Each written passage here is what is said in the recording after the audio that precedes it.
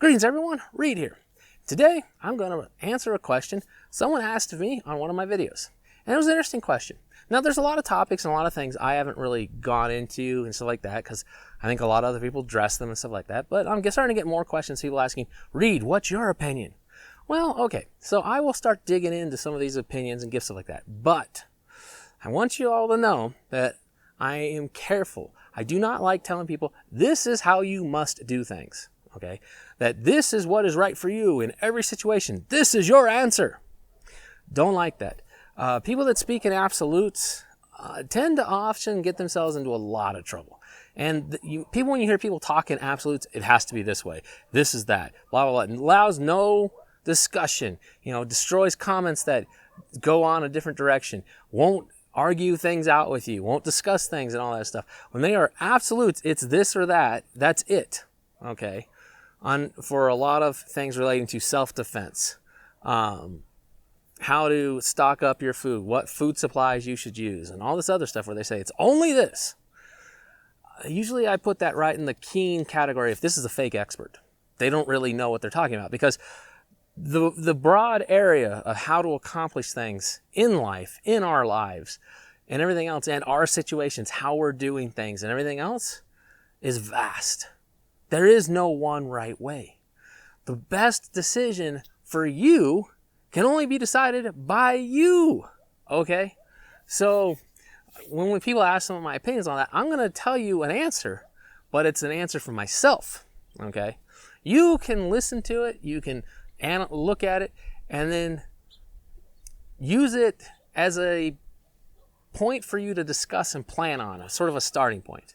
But it's my thoughts for what is right for me, okay? That's really key here. So when I give these sort of opinions and all that, they're going to be about what I consider right for me, okay? Because, people could have different disabilities, people could have different monetary situations, everything like that, okay?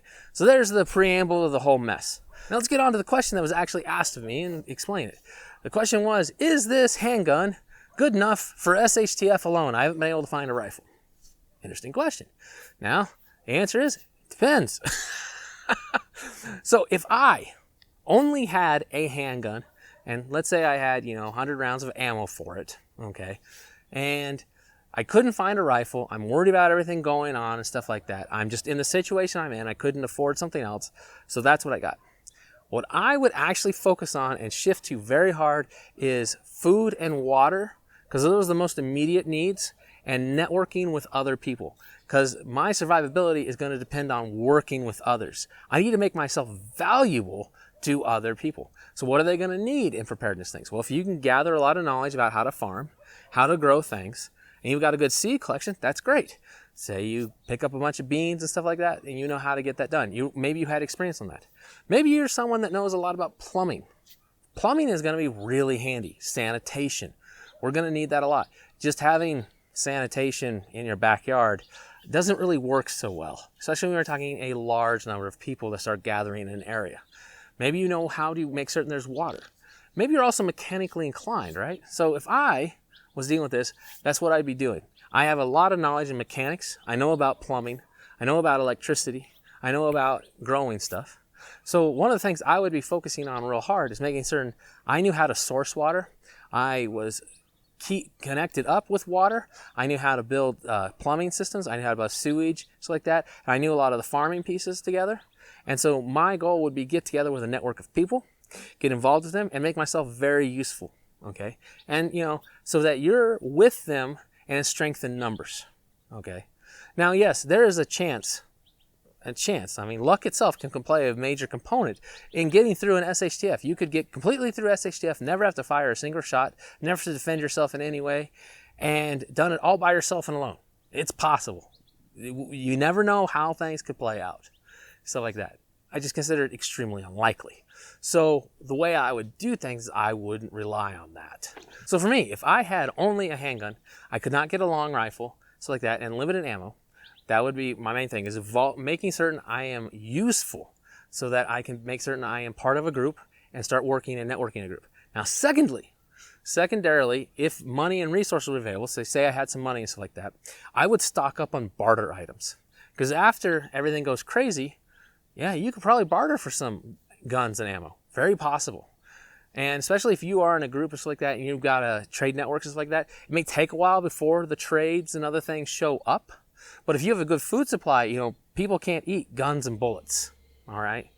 And if you got a couple people together, and you guys were offering, hey, we need a rifle, we need some other stuff, but we got food, so you had enough people together in security so they could see that you do have a sidearm, some other ones, and you guys went to trade, that's a very real possibility. So stick them on very good barter items. Now, what to barter? What are we actually going to barter, something like that? Well, food. Like I said, you can't eat bullets and you can't eat your gun.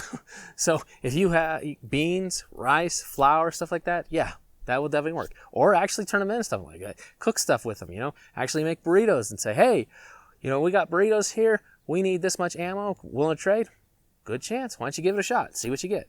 I would definitely do that. Do it with, several people. With groups, so you make trades in a group, stuff like that, so people don't just if you're trying to get some ammo and some other guns, they're not just shooting you and taking your stuff. But like I said, it's going to take a while to establish trust to do trade and things. Also, water. Water is vital and stuff like that. And the systems to sanitize and clean water will be vital. So like me, I have the skills. I know how to sanitize water. I know how to make bleach and stuff like that, and video will be coming on that. And I have access to a good water supply. I could definitely trade water and water resources. It's like that. Like in my area, I'm going to set up water to feed the area so that we can actually have good water supplies so people here. Sort of like the safe zone as we establish and build up from there. But that's one of the things. So if I'm faced with, I have a limited self-protection system, that's what I would do. Now, the other thing I think also you could definitely do is if you have physically able, it's like that, like for me, I'm still physically able, is to start practicing and get a lot more of, combatives. Get better at handling yourself so that you don't have to fully rely on the sidearm, that you have the ability to go hands-on and deal with the threat. In a lot of situations, it might be better too because, ammunition is going to be scarce in a lot of ways. So there's my thoughts, what for me, if I was in that situation, what I think is most important, network with people, form a group and get strength in numbers. Stock up barter supplies, and number 3, get better at your combatives and other things you have. So there's my thoughts. Take care, everyone. This is Reed out.